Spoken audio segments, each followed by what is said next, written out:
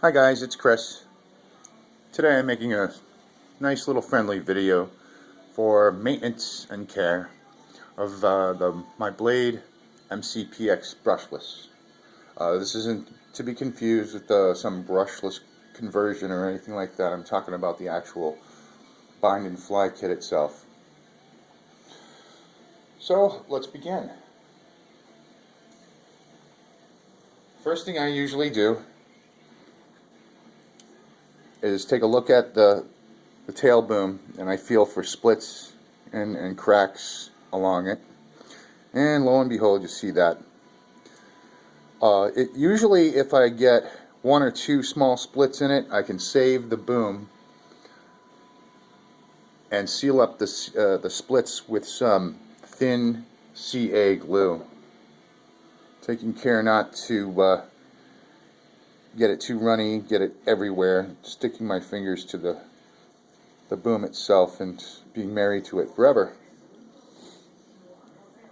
Otherwise, when they get this bad, it's just time to replace it. It's almost impossible to plug this back into the mainframe area. One thing I did notice on this end of the tail boom, it's not keyed like the other conventional tail booms are from Blade. So another care and maintenance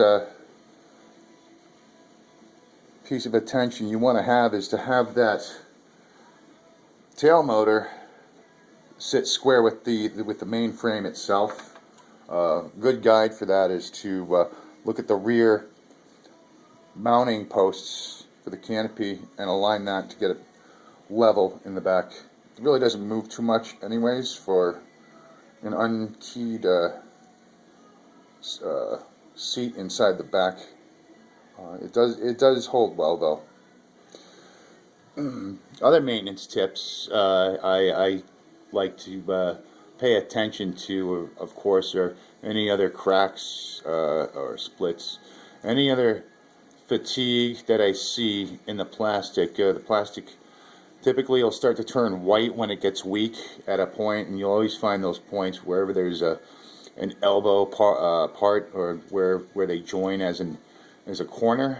So I always look in the corners, look for white stress cracks or whatnot. And for the main gear, I'm going to clean up the main gear and the other gears on the linear servos with a nice old toothbrush and some rubbing alcohol. Let them dry. I set that aside, let it dry. The bearings I clean with a motor cleaner spray used for RC cars. My favorite brand is the TA Emerald Performance Plus 3 spray. It's relatively cheap and the can lasts quite a while for me. It's also a good cleaner for the contacts inside the linear servos. If you take them apart, you spray a quick shot of that on the end of a Q-tip, and when the servo is apart, you can clean that contact area on the circuit board where the mechanics meet that with its little fingers. It's not really necessary to clean the fingers themselves. They're small and delicate anyways. So that's about that for that. Bearing maintenance, again, same thing with the motor cleaner spray. It's plastic friendly, so I'm not worried about crazing any parts or anything like that. I re-lube lightly with some synthetic, again plastic friendly, some bearing oil, bearing lubricant. And the key points I go to lube are the swash, the two outer shaft bearings for the main shaft itself, and the bearing. It can't be probably can't be seen in this video, but there's a bearing in the shaft on the output shaft for the main motor where the pinion gear sticks out. I put a small drop of that, and again, any excess oil or cleaner, I use a Q-tip to just sop it up and clean it up. To prevent the fibers from a Q-tip getting caught up in the new parts you just cleaned, you just turn the head of the Q-tip only in one direction. Doing this will tighten up the fibers What you don't want to do is stop and go in the other direction. It'll loosen the fibers up, and it'll get it inside places you don't want them to be. Another good tool I like to use is a wooden toothpick. It's a great applicator for the CA glue, sometimes the oil. Another way I apply oil is I hold a hobby knife flat, put a small drop on it, and carefully spoon it in. And again, any excess that I need to clean up, I'll use the Q-tip for. Alrighty. Also, for maintenance for the rotor head and the feathering spindle, you'll see 2 dampeners installed inside the rotor hub. They're dry out of the box when you open the package. They're not lubed up, so what I like to use is something called green slime from Team Associated. It's great for lubricating the O-rings for shock shafts, any other part where there would be a shaft inside a hard O-ring or anything that requires some thicker grease and not just a light oil to keep it running smooth and prevent it from drying out, cracking, and wearing out. I'll uninstall the 2 dampeners and put a small little amount of the green slime inside the rotor hub while these are out. And then I'll add a little dollop of it on my fingers, grab the dampers, lather them up, and reinstall them. That's pretty much it. Feathering spindle shaft has 2 threaded open ends. It is solid in the middle, so there wouldn't be any concerns about trying to crush it like a hollow tube with a pair of pliers. That wouldn't be the case there. An important note, however, is the socket head cap screws that are installed on each end of the feathering spindle. They have a small washer at the end of this. You do not want to lose this washer. If you do, I highly encourage you to get the spare hardware set that Blade sells for it. It's only for a couple of dollars, but it's a great investment because not only does it include these small little washers for the feathering spindles ends, it also includes the 2 of the screws themselves, which are they are a 1.5 millimeter socket head cap screw size. They're the same size as socket cap screw head as the blade grip screws. Those are actually a little bit beefier, but the hex size is the same. The feathering spindle goes together similar to the Nano CPX without the unique feathering spindle tools. They're replaced by what the kit comes with are 2 of these 1.5 millimeter Allen wrenches. I particularly don't care to be using Allen wrenches over time. They tend to wear out the socket head and strip them out, so I'll grab a driver instead. I've got a 1.5 millimeter driver that I've had for quite a few years, and it's a great tool. That hasn't worn out, and it's a lot better on the socket head screws. But you still need 2 1.5 millimeter wrenches when you install the feathering spindle back into the rotor hub, in a similar fashion that you would with the Nano CPX's feathering spindle tools. So, in a nutshell, it would go along like this. I have a bad feathering spindle at the moment, so I can't really put it together completely, but I can run through the steps. Make sure you have that tiny washer at the end of the installed on the screw, and thread it in to one of the ends of the feathering spindle,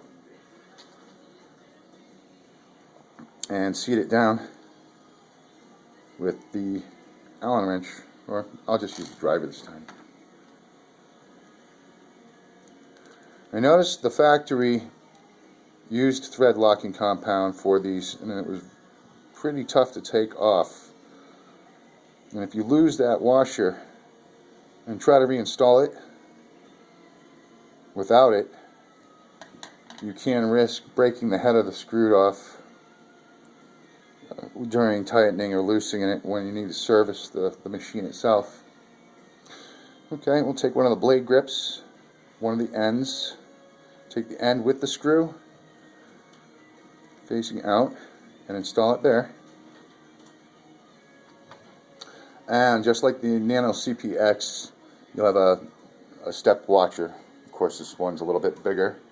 You want the step facing towards the blade grip so that the bearing in the blade grip can spin properly. You hold your finger up against the outer edge of your grip and feed that shaft right into the damper on the rotor hub. Oop.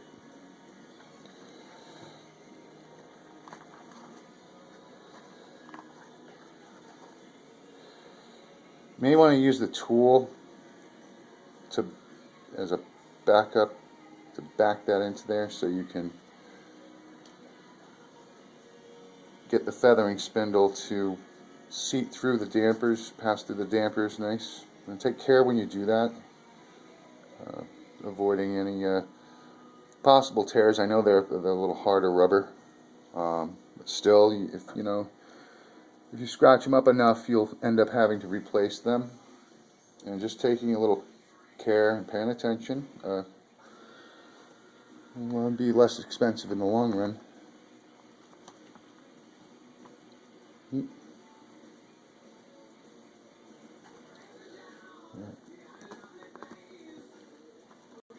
Okay, it's installed on that one side. Nice healthy green slimed damper.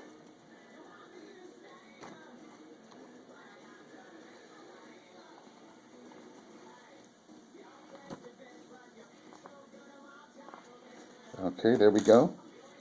Feathering spindle is popping out the other end of the damper.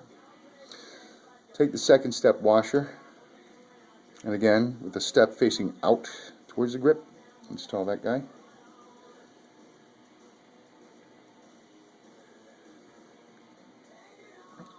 Your other blade grip goes on.